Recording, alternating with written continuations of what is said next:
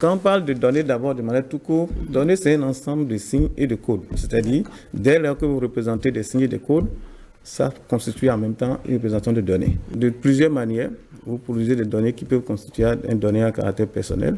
Si vous allez en ligne, vous allez vous connecter pour donc naviguer. Les traces de votre navigation est retracée, récupérée par les applications.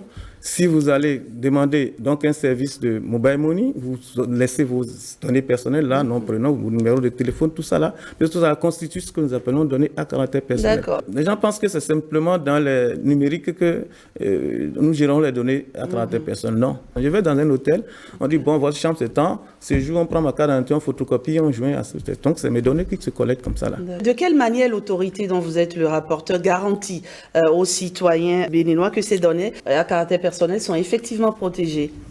Vraiment, c'est plusieurs manières. D'abord, nous procédons par des sensibilisations.